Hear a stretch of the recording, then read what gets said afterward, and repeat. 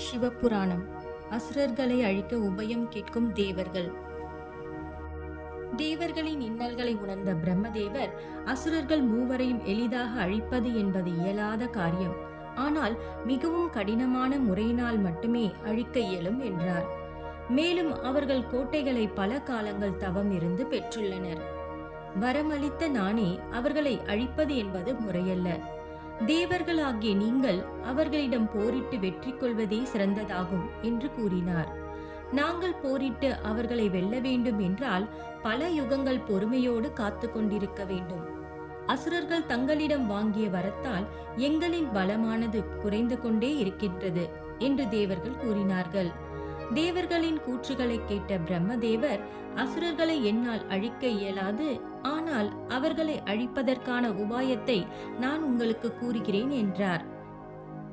பிரம்மதேவர் அளிக்கும் உபாயத்தை கேட்பதற்காக தேவர்கள் அனைவரும் காத்து கொண்டு இருந்தனர். பிரம்மதேவர் அவர்களை அழிக்கும் வல்லமையும் உங்களை இன்னல்களில் இருந்து காக்கக்கூடியவரும் ஒருவரே. அவர்தான் எம் பெருமானான சிவபெருமான். உங்களின் இன்னல்களை கலைக்க வல்லவர் அவர் மட்டுமே என்றார். கைலாயத்திற்கு சென்று சிவபெருமானை தரிசித்த தேவர்கள் அவரை வணங்கி தாங்கள் பிரம்மதேவரை காண சென்றது பற்றியும் பிரம்மதேவர் அருளியவற்றையும் கூறினார்கள். பின்பு திரிபுரர்களை அழித்து எங்களை காத்து ரட்சிக்க வேண்டும் என தேவர்கள் எம்பெருமானிடம் பணிவுடன் தங்களின் கோரிக்கையை வைத்தனர்.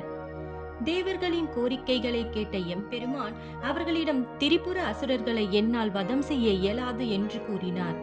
ஏனென்றால் அவர்கள் இறைவன் மீது கொண்டுள்ள சிறந்த பக்தியும் அளவற்ற நம்பிக்கையும் கொண்டுள்ளார்கள். அவர்களை என்னால் இக்காலத்தில் வதம் செய்ய இயலாது.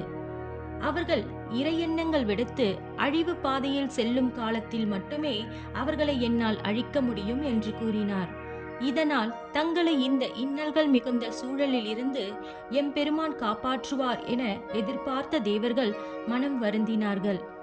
பின்பு தேவர்கள், சர்வங்களை உள்ளடங்கிய தாங்கள் இவ்விதம் கூறினால் நாங்கள் யாது செய்ய இயலும் சர்வேஸ்வரா என்றனர்.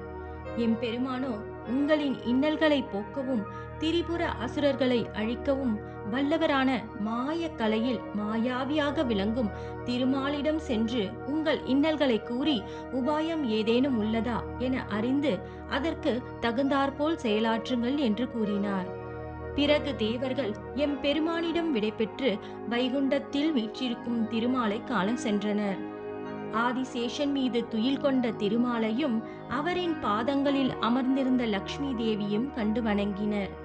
பின்பு தாங்கள் வந்த நோக்கத்தினையும் திரிபுர அசுரர்களால் அடைந்த இன்னல்களையும் சர்வேஸ்வரன் அதற்கு அளித்த உபாயத்தையும் தேவர்கள் கூறினார்கள். ஓம் நம சிவாய.